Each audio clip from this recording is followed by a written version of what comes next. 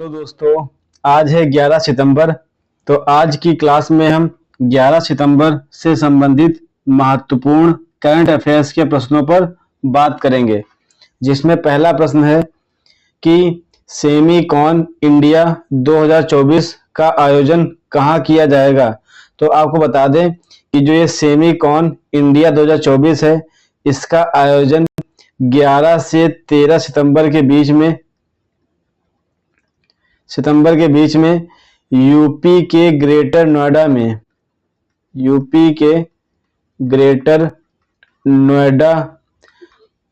जो स्थित है इंडिया एक्सपो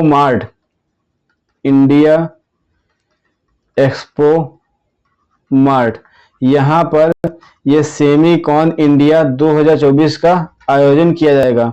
आपको बता दें कि इसका जो उद्घाटन है वो हमारे देश के प्रधानमंत्री नरेंद्र मोदी जी करेंगे, ये इसका उद्घाटन करेंगे। और जो ये सेमीकॉन इंडिया है, इसकी इस वर्ष की जो थीम है वो थीम रहेगी शेपिंग द सेमीकंडक्टर फ्यूचर,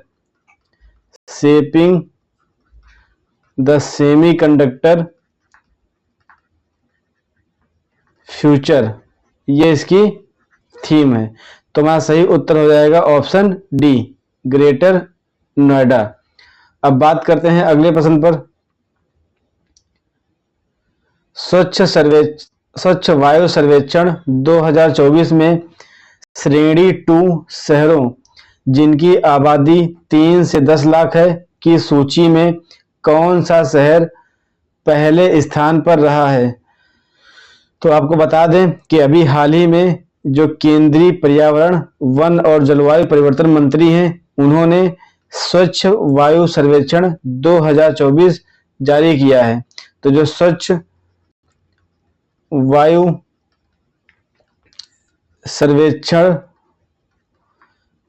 पुरस्कार 2024 है, यह प्रदान किया गया और यह 3 श्रेणियों में प्रदान किया गया, जिसकी 3 श्रेणी है, श्रेणी 1, श्रेणी 2 और श्रेणी 3।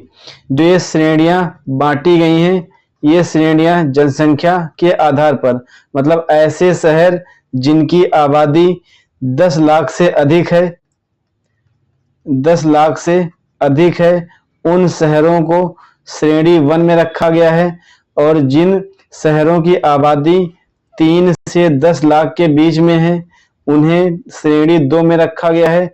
और जिन शहरों की आबादी 3 लाख से कम है, उन्हें श्रेणी 3 में रखा गया है। आपको बता दें कि श्रेणी 1 में जो विजेता हैं, उन्हें पहले स्थान पर सूरत को रखा गया है, दूसरे स्थान पर जबलपुर को और तीसरे स्थान पर आगरा को रखा गया है। और जो श्रेणी 2 है, इसमें पहला स्थान फिरोजाबाद को प्राप्त हुआ है। फिरोजाबाद उत्तर प्रदेश का एक जिला है। और दूसरा स्थान अमरावती, और इसमें तीसरा स्थान झांसी को प्रदान किया गया है। और श्रेणी 3 में जो पहला स्थान है वो रायबरेली, जो एक उत्तर प्रदेश का जिला है, इसको प्रदान किया गया है। तो क्वेश्चन में पूछ रहा है कि स्वच्छ वायु सर्वेक्षण जो पुरस्कार है, उसमें श्रेणी 2 में किसे पहला स्थान प्रदान किया गया है। तो ये देखो है फिरोजाबाद। तो हमारा सही उत्तर हो जाएगा ऑप्शन डी, फिरोजाबाद। जो आप इसे देख पा रहे हैं, इस पुरस्कार को जो श्रेणी 1 में सूरत, जबलपुर, आगरा को तीसरा स्थान दिया गया है, यह उत्तर प्रदेश विशेष करंट अफेयर के लिए बहुत ही महत्वपूर्ण है। तो आप इस पुरस्कार को अच्छे से तैयार कर लीजिए। अब बात करते हैं अगले प्रश्न पर। हाल ही में संसदीय राजभाषा समिति के अध्यक्ष कौन बने हैं। तो आपको बता दें कि अभी हाल ही में संसदीय राजभाषा समिति के अध्यक्ष अमित शाह जी बने हैं, जो वर्तमान में केंद्रीय गृह एवं सहकारिता मंत्री भी हैं। तो हमारा सही उत्तर हो जाएगा ऑप्शन ए। आपको बता दें कि जो संसदीय राजभाषा समिति है, इसकी जो स्थापना हुई थी या इसका जो गठन हुआ था वह हुआ था 1976 में, और यह एक राजभाषा अधिनियम 1963 के अंतर्गत हुआ था।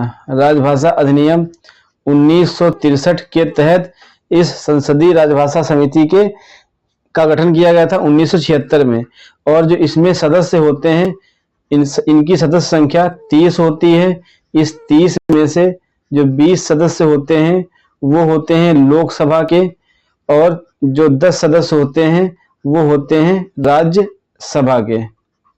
तो हमें ये भी ध्यान में रखना है कि जो 30 सदस्य होते हैं उसमें से कितने हैं लोकसभा के, कितने हैं राज्यसभा के।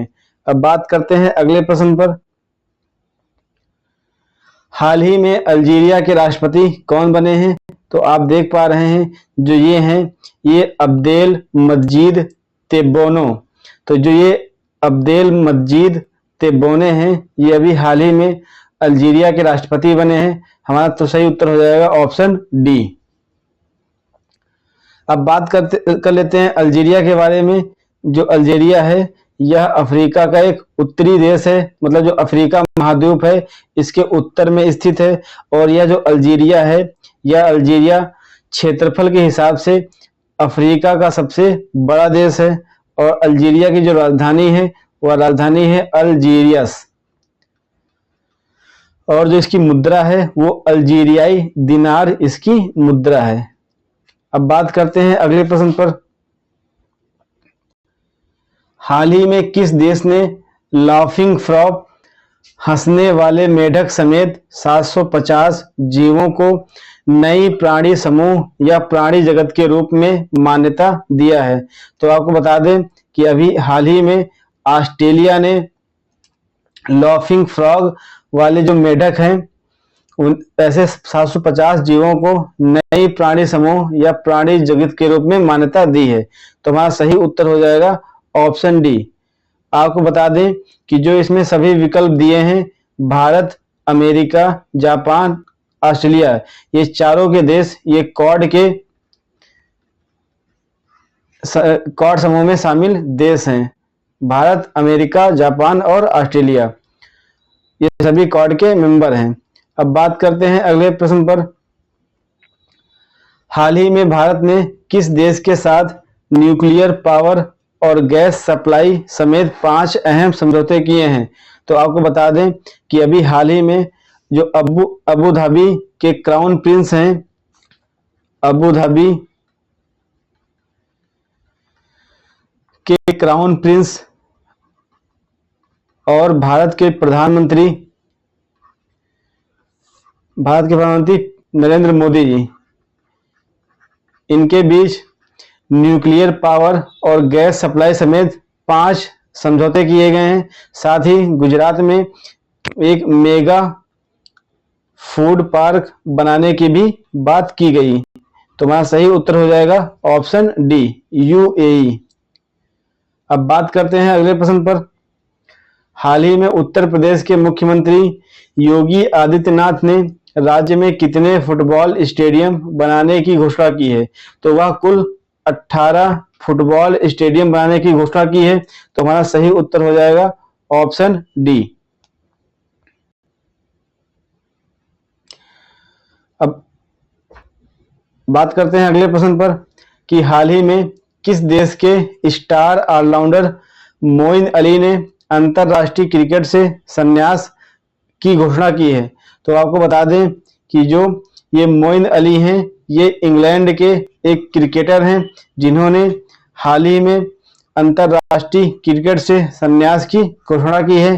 तो हमारा सही उत्तर हो जाएगा ऑप्शन ए, इंग्लैंड। अब बात करते हैं अगले प्रश्न पर।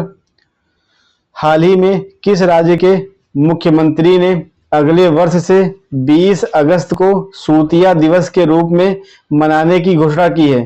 तो आपको बता दें कि जो असम के मुख्यमंत्री हैं हेमंत बिस्वा ने, उन्होंने हाल ही में यह घोषणा की है कि अगले वर्ष से जो 20 अगस्त है तो 20 अगस्त को सूतिया दिवस मनाया जाएगा। तो हमारा सही उत्तर हो जाएगा ऑप्शन डी, असम। असम में अगले वर्ष से 20 अगस्त को सूतिया दिवस के रूप में मनाया जाएगा। अब बात करते हैं अगले प्रश्न पर। हाल ही में भारत एवं मालदीव के मध्य 5वीं रक्षा सहयोग वार्ता का आयोजन कहाँ किया गया? तो यह आयोजन अभी हाल ही में नई दिल्ली में किया गया है। तो सही उत्तर हमारा ऑप्शन डी हो जाएगा। अब बात करते हैं अगले प्रश्न पर।